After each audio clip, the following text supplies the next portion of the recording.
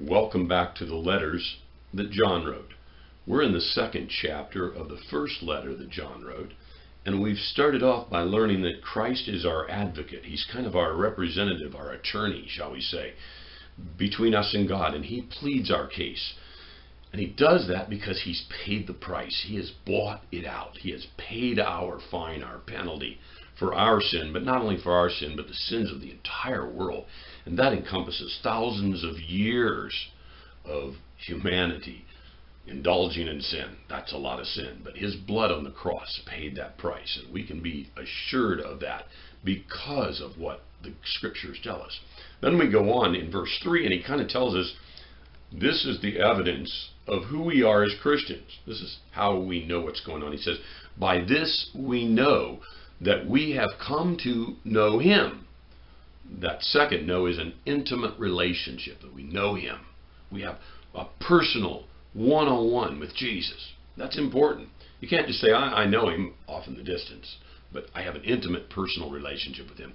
He says, and the evidence of that is if we keep his commandments. Well, what are his commandments? That's what's really important here. And we have to go back to the Gospel of John. And John, who is the same writer, obviously is connecting the dots very closely here. And his commandments in John chapter 13, the key commandment he gives us is that we love one another just like he loves us. And that's unconditional, unmeasurable, and sacrificial. That's really hard to do.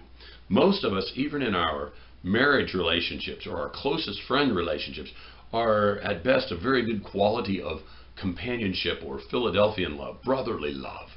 And we would do a lot for people, but there's always kind of a boundary that we go, oh, don't go there, or else. And that's where the unconditional becomes conditional love. And Jesus says, no, no, no, no, no, no. You do it like I do it. You love like I do, and that's a verb. We do our love like Jesus does. And that in itself is the evidence that we know him. We keep that commandment.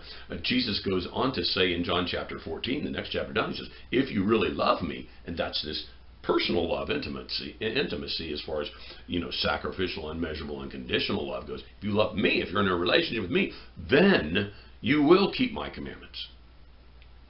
That's interesting. Jesus kind of covers it backwards and forwards and from every angle.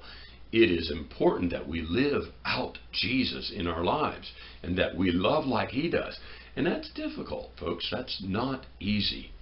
But it can become easier the more we do it. It's like anything else. When we practice our faith and love in Jesus Christ, it gets easier. But it takes time. And we have to put our worldly desires, we have to put our personal preferences aside.